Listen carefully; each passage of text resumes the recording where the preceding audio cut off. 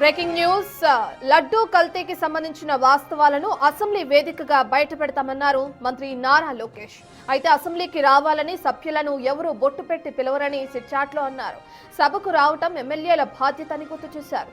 దేవుడి ఫోటోలతో చట్టసభల్లో ఆందోళన చేయటం ఆక్షేపణీయమన్నారు మంత్రి లోకేష్.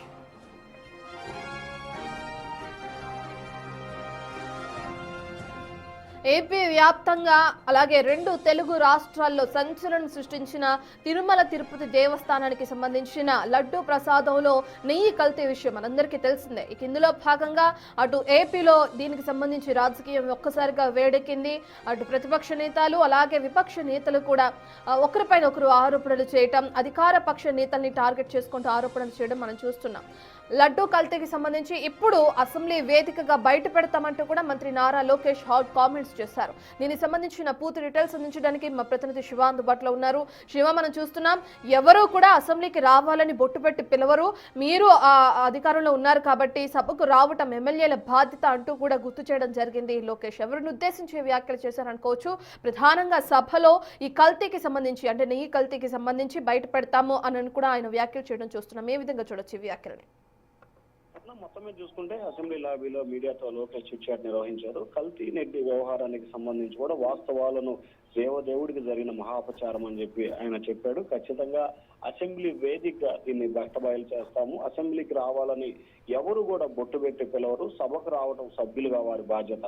ముఖ్యంగా వైఎస్ఆర్సీపీ శాసనసభ్యులు గెలిచి 2 సంవత్సరాలు అవుతున్నా కానీ శాసనసభకి డుమ్మా కొడుతున్న పరిస్థితి కనిపిస్తోంది. ప్రజాప్రతినిధులై ప్రజా సమస్యలపై శాసనసభలో గళమెత్తి వారి సమస్యల పరిష్కారం కోసం ఎమ్మెల్యేలు పనిచేయాలి. కానీ వైఎస్ఆర్సీపీ నేతలు రావడం లేదని చెప్పి ఆయన ఇండైరెక్ట్ గా చిట్ చాట్ లో మాట్లాడిన పరిస్థితి కనిపించింది. అలాగే దేవుణ్ణి కూడా వైఎస్ఆర్సీపీ రోడ్డు మీద తీసుకురావడం చాలా బాధాకరం. దేవుడి ఫోటోలతో చట్టసభల్లో ర్యాలీలు నిర్వహించడం ఆక్షేపణీయమని చెప్పి లోకేష్ మాట్లాడారు. అంతేకాదు అసెంబ్లీలో తిరుమల లడ్డు అంశంపై కూడా ఖచ్చితంగా చర్చ జరుగుతుంది. రేపు ఎల్లుండిలో దీనిపై కూడా శాసనసభ శాసన మండలిలో 2 సభల్లో కూడా దీనిపై చర్చ పెట్టి వైఎస్ఆర్సీపీ తీరును ఎండగడతామని చెప్పి కూడా ఆయన కీలకమైన వ్యాఖ్యలు చేసిన పరిస్థితి కనిపిస్తా ఉంది. ముఖ్యంగా శాసనసభకి వైఎస్ఆర్సీపీ సభ్యులు డుమ్మా కొట్టడం పైన ఆయన కీలకమైన వ్యాఖ్యలు చేశారు.